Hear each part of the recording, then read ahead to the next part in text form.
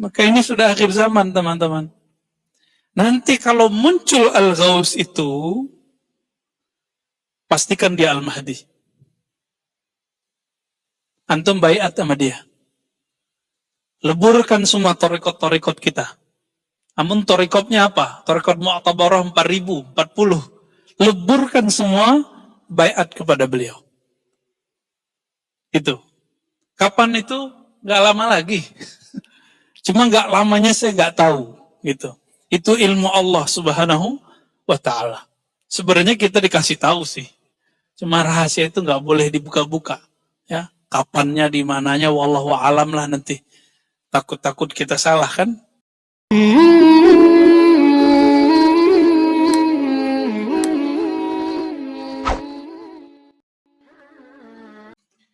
Kitab yang kita kaji, Zubat Khulasati Tasawuf. Sebagaimana teman-teman sudah punya sebagian ya. Sebelumnya kita sudah sampai di muqaddimah mengenai alam. Maka sebelumnya, naqra al-Fatihah. Kita baca surah al-Fatihah. Nuhdiha ila Sayyidina Muhammad sallallahu alaihi wasallam. Wa Sayyidina al-Mahdi khalifatillah wa Sayyidina Baliya ibn Mulkan al-Khidir alaihi salam.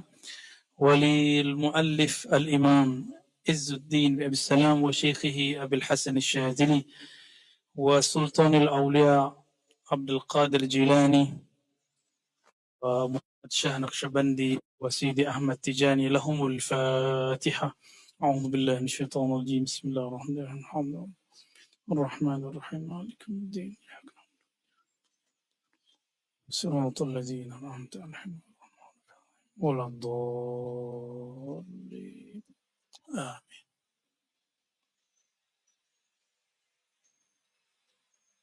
Nggak bisa di depan aja. Terganggu nggak, Edo? Depan? Aman. Ya, di maju sini aja, hadapnya ke saya. Ya, fadal. Ya, fadal.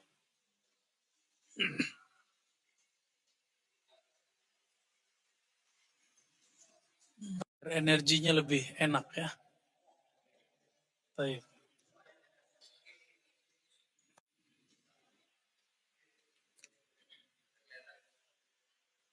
Baik.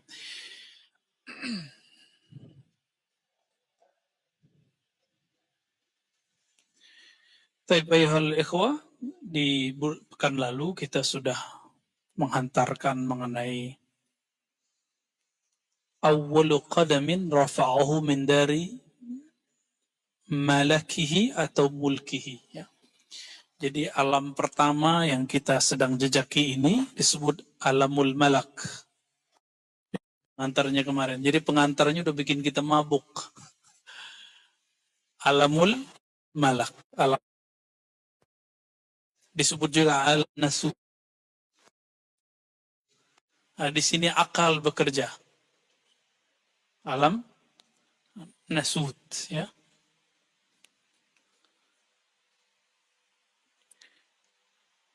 Apabila Allah Subhanahu wa taala Al-Wahib Al-Karim yang maha memberi anugerah dan maha karim berkehendak kepada salik,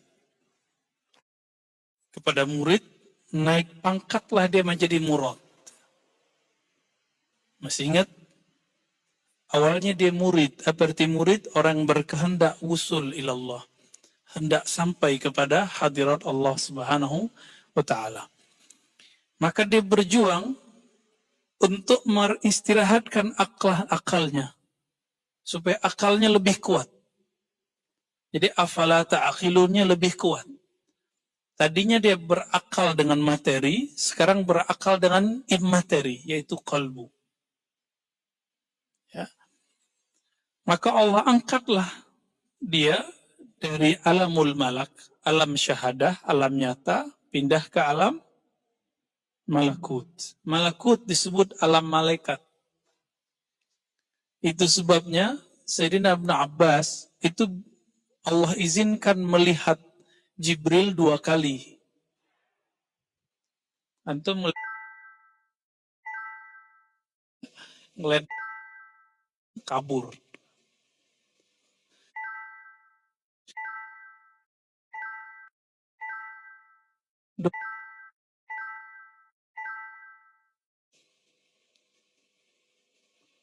Kenapa para malaikat zikirnya zikir jahar itu? Subhanallah, alhamdulillah, wa la ilaha illallah, wallahu akbar.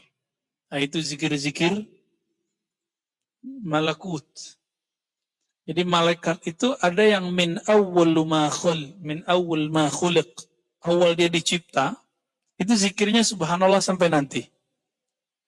Maka kalau ada orang zikirnya subhanallah bihamdi subhanallah azim, dia sudah meniru malaikat. Gitu. Ya.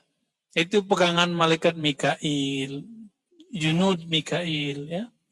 Bahkan disebut hamalatul arsh, pemikul aras. Sering dengar surat Az-Zumar bagian akhir, ya, hamilul arsh. Itu ada berapa tiangnya aras? Ya. Malaikat pegang 4, tapi yang paling tengah kita, manusia. 1, subhanallah. 2, alhamdulillah. 3, Allah Akbar. 4, la ilaha illallah. Kita yang pegang, la haula wala quwata illa billahil aliyil azim. Nah, siapa yang megang ini? Itulah yang disebut al-ghaus. Wali al-ghaus.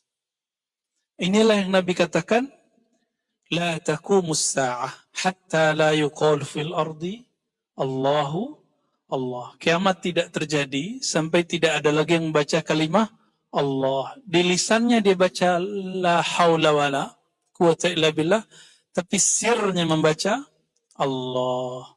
Allah. Itu sebabnya hampir semua tarekat sufi punya zikir ini. Zikir disebut Ismul Jalalah. Tapi dalam tarekat Naqsyabandiyah disebut Ismuz Zat bi Ismil Jalalah. Ya. Zikir Ismuz Zat dengan nama Jalalah. Tapi dalam ilmu kerohanian yang khidriyah, Allah itu bukan Ismuz Zat. Ismuz Zat ada lagi yang rahasia. Tapi dia disebut sebagai Ismul Jalalah atau Ismul A'zam. Nama agung. Siapa yang ingin memuliakan Allah, maka di kolbunya harus ada nama ini. Ya. Maka kita zikir, ya, berapa kali minimal awal ketemu saya berapa dulu? 1000, ya kan? Latihan aja. Itu latihan, bukan pembatasan. Aqallu ma yaqra' bidzalika salik. Minimal.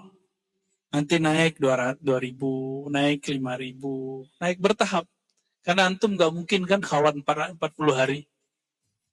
Ya. Yang menghidupkan khalwat 40 hari dulu kan Maulana al-Imam Suhrawardi, murid Syekh Abdul Qadir Jilani. Tapi kemudian itu hilang, habis. Dimakan zaman, dihidupkan kembali oleh Maulana Khalid al-Baghdadi ad-Dimashqi. Beliau menghidupkan.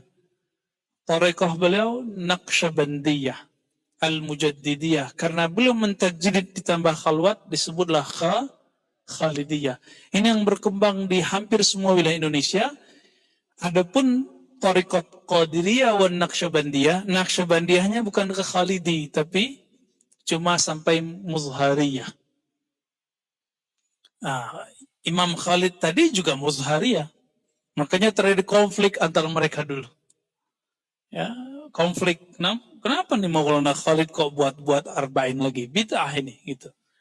Nah, dijawablah oleh muridnya, dijawab oleh beberapa masyaikh dan masalah itu sudah selesai. Ya.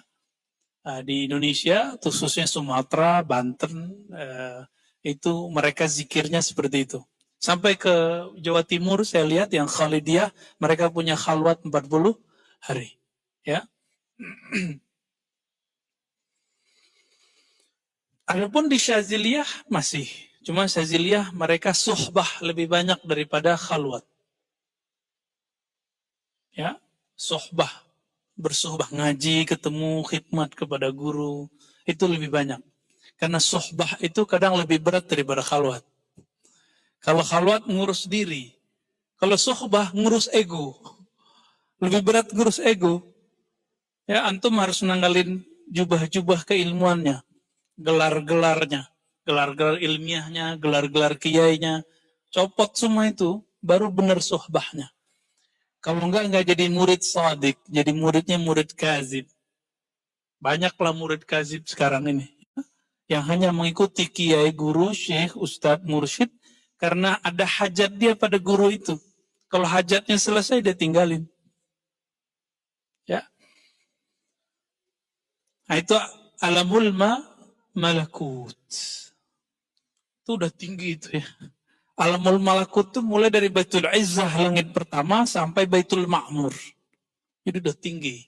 Langit ketujuh sudah. Maka orang ini sudah wali yang tinggi. Jangan macam-macam. Ya. Rata-rata mursyid-mursyid antara Baitul Izzah itu sampai Baitul Ma'mur. Rata-rata. Jadi wali-wali yang antum kenal masyhur sekarang di dunia, belum tentu dia masyhur ke alam setelahnya, ya. Tapi minimal masyhur sampai ke Baitul Ma'mur, namanya disebut-sebut. Nah, itu mereka, ya. Jadi ada yang di langit 1, ada yang langit 2, ada yang langit 3, ada yang langit 4. Itu mereka antri. Kalau selama di dunia mereka riyadhah zikir, lalu dapat ijazah dari gurunya, makomnya baru di Baitul Izzah, langit pertama. Udah jadi guru. Nggak diteruskan riyadhah dan ma'rifatnya.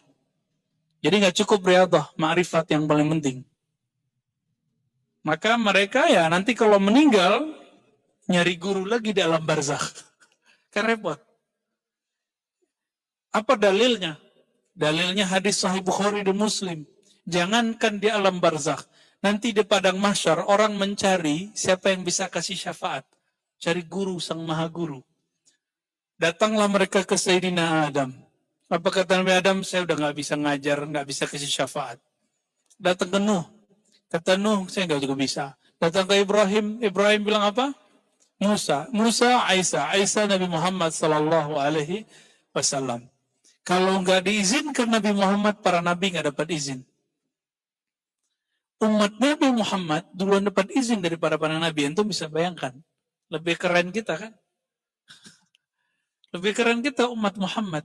Itu sebabnya Nabi Musa alaihi salatu wasallam berdoa, ya Allah, jika aku bukan nabinya umat akhir zaman, tolong jadikan aku bagian dari mereka. Begitu Nabi Musa menanggalkan pakaian kenabiannya. Nabi Musa loh ya. Jadi coba tuh ya, antum yang punya ilmu macam-macam, tanggalin tuh. Pasti Allah angkat. Ini yang disebut wa ma tawadha'a ahadun illa rafa'ahu Allah. Ini tawadhu' hakiki.